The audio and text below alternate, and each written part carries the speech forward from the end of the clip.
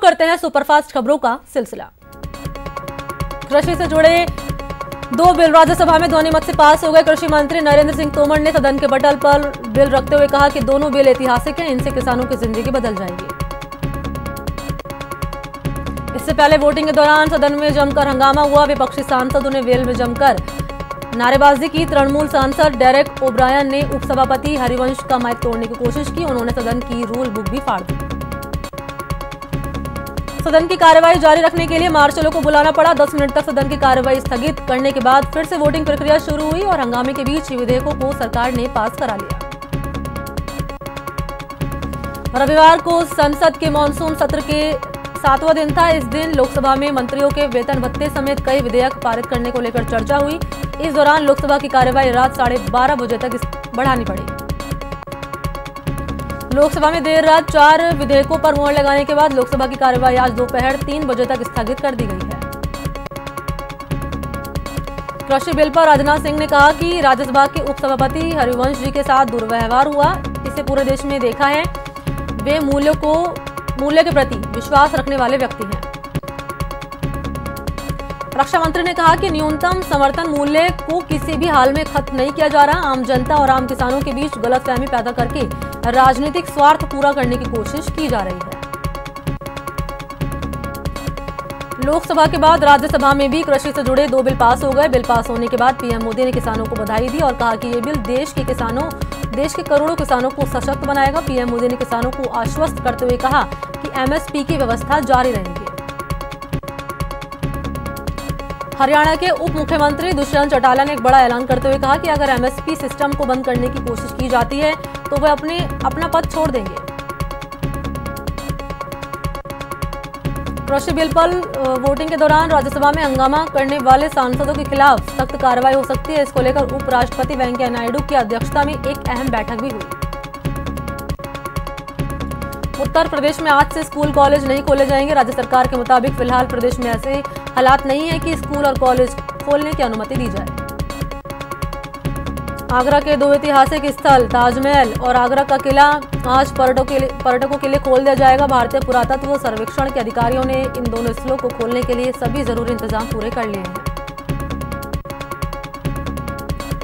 UP में film city को लेकर एक्टिव हुए अधिकारी भेजा गया ग्रेटर नोएडा की जमीन का प्रस्ताव। बॉलीवुड फिल्म निर्माता निर्देशक मधुर भंडारकर ने इसी सिलसिले में मुख्यमंत्री योगी आदित्यनाथ से उनके सरकारी आवास पर मुलाकात की।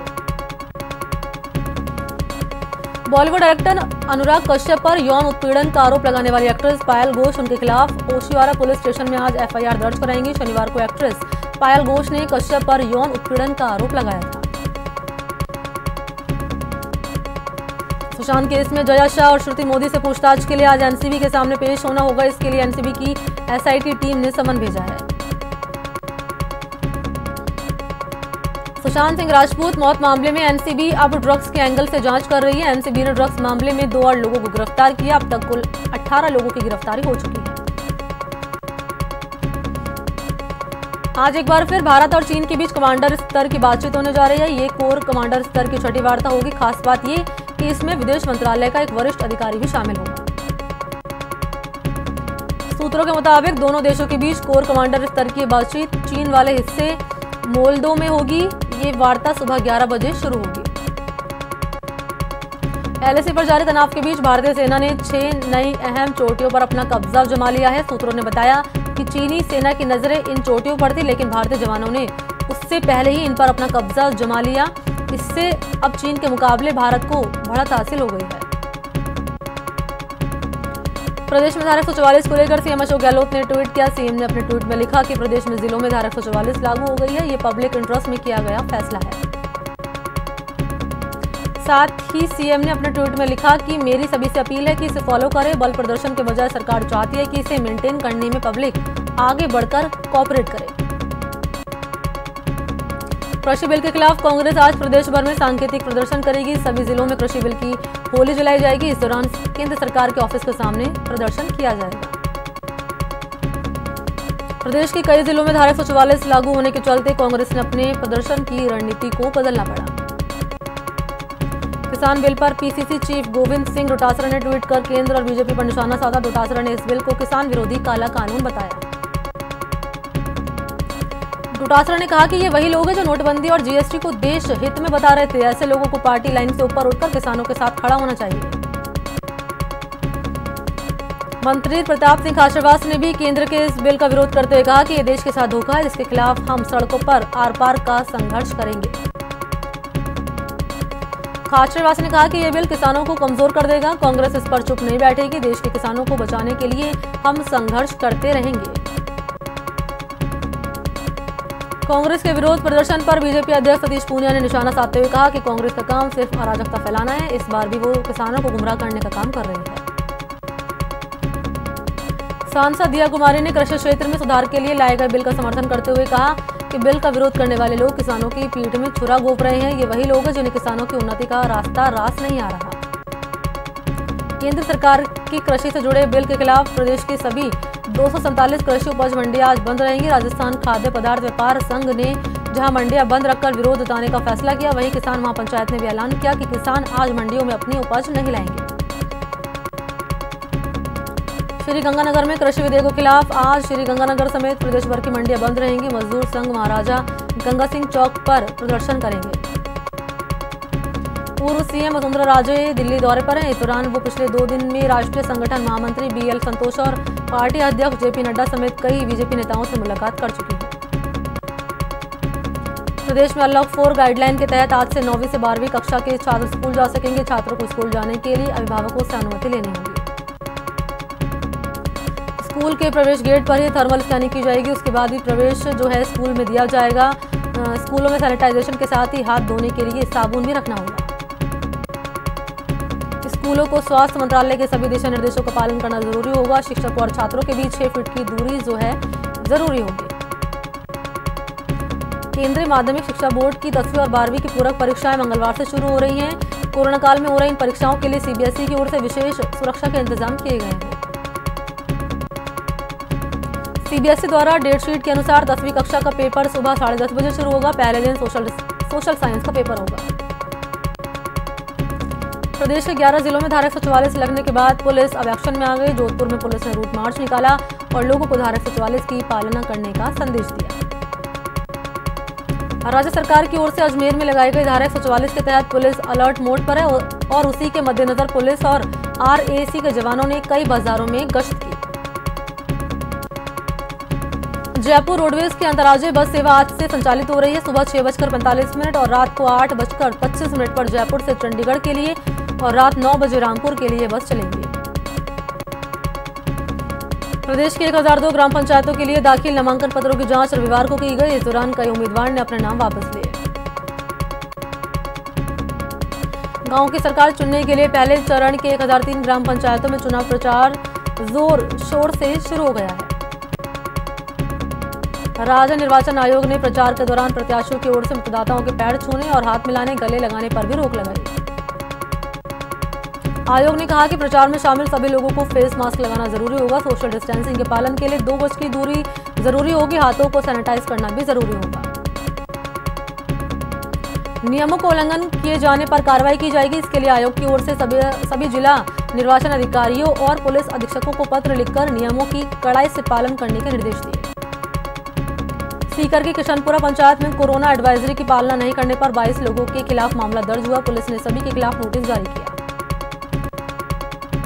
नागौर में 42 पंचायतों के चुनाव के लिए 225 प्रत्याशी मैदान में रह गए हैं। चुनाव के 371 प्रत्याशियों ने नामांकन दाखिल किया था, जिसमें से 142 प्रत्याशियों ने नाम वापस ले लिए। दौसा में चुनावी ड्यूटी पर नहीं जाने के लिए बहाना करने पर सख्त कार्रवाई होगी। कलेक्टर ने इसके लिए मेडिकल बोर्ड का गठन किया। मेडिकल बोर्ड की अनफिट रिपोर्ट देने पर चुनाव ड्यूटी से मुक्त किया जाएगा। चूरू में पंचायत चुनाव को लेकर तैयारियां तेज हो गई। आरोप के बाद अब मतदान दलों को ट्रेनिंग दी जाएगी। तो यहाँ रुकते हैं ब्रेक के लिए। चलिए अब शुरू करते हैं सुपरफास्ट खबरों का सिलसिला। देश में कोरोना की रफ्तार बेकाबू होती जा रही है। पिछले 24 घंटे में देश भर में करीब 92,574 नए केस सामने हैं। इसके साथ ही कुल मरीज का आंकड़ा 53,98,000 के पार पहुंच चुका है। कोरोना से पिछले 24 घंटे में 1,149 लोगों की मौत हो गई। इस तरह इस बीमारी से अब तक 86,774 लोगों की जान चली गई। देश भर में पिछले 24 घंटे में 94,384 मरीज रिकवर भी हुए। देश में स्वस्थ हुए मरीज की संख्या एक्टिव केस से 4 गुना ज्यादा है। फिलहाल एक्टिव केस 10,10,975 है। वडोदरा में कोरोना का आंकड़ा तेजी से बढ़ रहा है। वडोदरा में रविवार को 1,865 नए केस सामने आए। वडोदरा में पिछले 24 घंटे में कोरोना से 14 लोगों की मौत हो गई। लोकसभा में बोलते हुए केंद्रीय स्वास्थ्य मंत्री हर्षवर्धन ने कहा कि कोरोना वायरस के खिलाफ सफलता हासिल करने में हम ज्यादा दूर नहीं हैं। उदयपुर में रविवार को देर रात कोरोना से 6 लोगों की मौत हो गई। मरने वालों की संख्या में 5 लोग उदयपुर के रहने वाले हैं। कोटा में कोरोना के 63 नए केस सामने आए। जिले में कुल मरीज 8400 के पार पहुंच गए। प्रतापगढ़ में कोरोना के 6 नए केस सामने आए। जिले में कुल केस 737 हैं। प्रदेश में कोरोना संक्रमण के बढ़ते दायरे को लेकर बीजेपी ने सरकार पर निशाना साधा। विधायक रामलाल शर्मा ने कहा कि राजस्थान सरकार कोरोना को नियंत्रण करने के लिए कठोर कदम नहीं उठा रही है। टोंक सवाई माधोपुर सांसद सुखबीर सिंह जौनापुरिया के जल्द स्वस्थ होने की कामना को लेकर हवन पूजन किया गया। सीकर में कोरोना के बढ़ते केस को देखते हुए मेडिकल टीम घर घर जाकर लोगों की थर्मल स्क्रीनिंग कर रही है। अलवर जिले में कोरोना पॉजिटिव एक कैदी कोविड सेंटर में चकमा देकर अस्पताल से फरार हो गया। श्री गंगानगर पुलिस ने 60 ग्राम हेरोइन के साथ एक युवक को गिरफ्तार किया है। धौलपुर में झोलाछाप डॉक्टर के गलत इंजेक्शन लगाने से एक 8 साल के मासूम की मौत हो गई है। जयपुर के सोडाला इलाके में एक युवक की चाकू मारकर हत्या कर दी गई है। कोटा के इटावा में 30 लाख की हुई लूट और फायरिंग के आरोपियों की धरपकड़ के लिए पुलिस लगातार दबिश दे रही है। भरतपुर में अपराधियों ने रविवार को सरपंच पद के प्रत्याशी का अपहरण कर लिया। अजमेर से ऑनलाइन ठगी का मामला सामने आया। बदमाशों ने एटीएम एक्टिवेशन के नाम पर महिला के खाते से 50,000 रुपए उड़ा लिए। कोटा में बदमाशों ने करवाड़ गांव के एक मकान से 30 लाख की लूट कर फरार हो गए। धौलपुर पुलिस और डीएसटी ने मध्य प्रदेश के मुरैना जिले के 8,000 रुपए की इनामी हार्डकोर बदमाश भूरी उर्फ माखन मीणा को गिरफ्तार किया। अलवर के नीमराणा थाने से फरार बदमाश को पुलिस ने गिरफ्तार कर लिया है। श्री गंगानगर पुलिस ने मोहनपुरा फायरिंग मामले में 3 आरोपियों को गिरफ्तार किया। भरतपुर के लोगों ने हमले की फिराक में 5 हथियारबंद अपराधियों पर धावा बोल दिया। कोटा में नाकेबंदी के दौरान होमगार्ड को टक्कर मारने वाले बाइक सवार को पुलिस ने गिरफ्तार कर लिया है।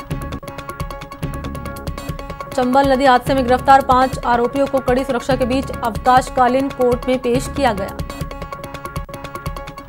जयपुर आबकारी विभाग ने रविवार को बड़ी कार्रवाई करते हुए नेशनल हाईवे पर 12 चक्का कंटेनर से 1490 कार्टून अवैध शराब बरामद की। चूरू में अवैध शराब के खिलाफ कार्रवाई करते हुए पुलिस ने एक पिकअप से 2 लाख की शराब जब्त की। जयपुर में सरस ब्रांड का घटिया घी बाजार में खपाने के मामले में अब कार्रवाई होगी। अजमेर की आना सागर झील से एक शव बरामद किया गया। उदयपुर के गोगुंदा इलाके के नाथद्वारा मार्ग पर एक निजी बस खाई में जा गिरी। हादसे में बस में सवार 12 से ज्यादा लोग घायल हो गए। बीकानेर में वाहन चेकिंग के दौरान एक कार चालक ने होमगार्ड जवान पर कार चढ़ा दी। कोटा से रतलाम के बीच यात्रा करने वाले यात्रियों के लिए अच्छी खबर। लोकसभा अध्यक्ष ओम बिरला की पहल पर जल्द कोटा रतलाम के बीच एक स्पेशल ट्रेन चलेगी। श्री गंगानगर में बीजेपी के सेवा सप्ताह के तहत बीजेपी कार्यकर्ताओं ने भगत सिंह चौक की साफ सफाई की। प्रतापगढ़ में अवैध हथियार के साथ 8 अंतर्राज्यीय बदमाशों को अदालत में पेश किया गया। भरतपुर में पल्स पोलियो अभियान के तहत नौनिहालों को पोलियो की खुराक पिलाई गई। मॉनसून के आखिरी दौर में भी प्रदेश में बारिश का दौर जारी है। मौसम विभाग ने आधे राजस्थान में बारिश के आसार जताए हैं। जयपुर में सुर साहित्य कला संस्थान की ओर से ऑनलाइन संगीत कार्यक्रम का आयोजन किया गया। तो इसी के साथ इस बुलेटिन में इतना ही। नमस्कार।